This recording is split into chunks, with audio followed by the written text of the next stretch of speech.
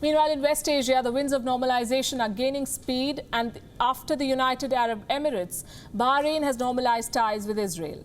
Two peace agreements with two Arab countries in less than a month. This is historic.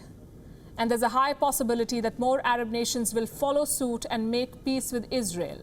Which are these nations and what symbolic steps are they taking? In this report, we shall explore. And we'll begin with the very latest. The Israeli Prime Minister Benjamin Netanyahu is in Washington, D.C.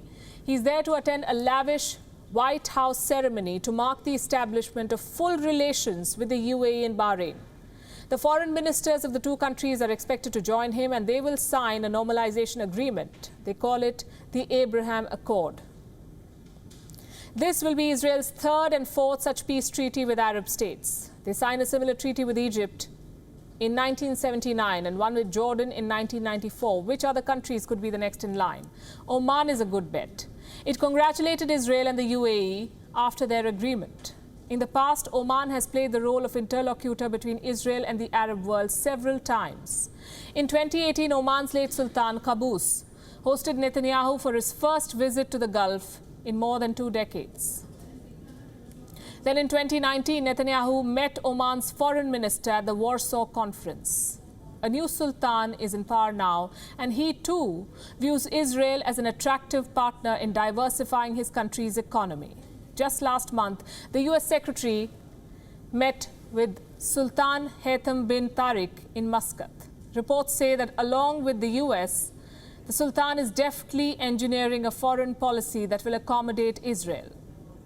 Muscat's position on the Palestine conflict, much like other Arab states, has always been driven by economic and security interests. Oman has maintained secret diplomatic ties with Israel for years. It's only a matter of time before this relationship goes public.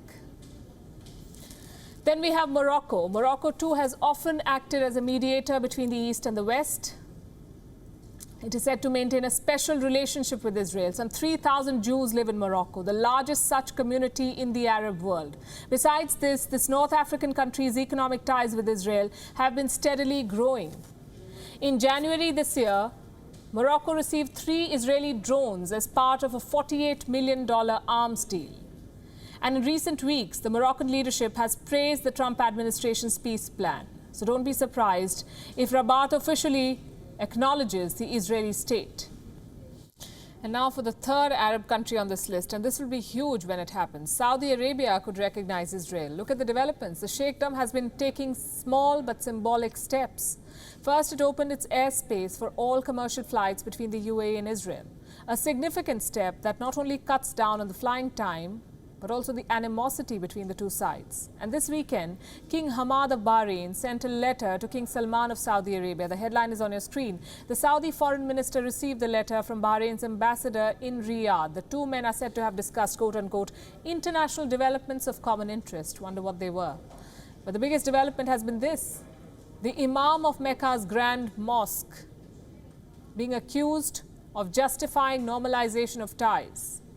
A recent sermon at the Grand Mosque has caused quite a stir in the kingdom and on social media.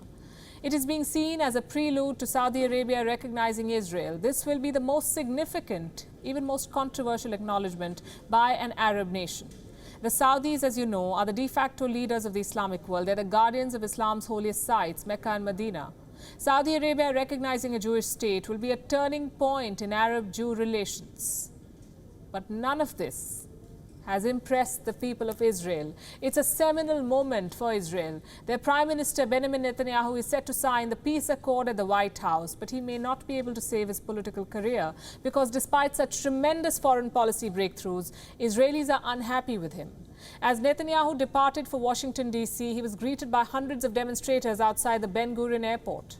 These protesters called for his resignation. They want him sacked for his alleged graft offenses and his failure to manage the COVID-19 crisis. Israeli citizens are angry with their prime minister. So are some in the political establishment. Yaakov Litzman, Israel's former health minister and the current housing minister, has resigned. This is in protest of the government's decision to impose a general lockdown during the upcoming holiday period. You see, the Arabs may finally have begun talking to Netanyahu, but the Israelis seem to be losing faith in him. What a remarkable paradox.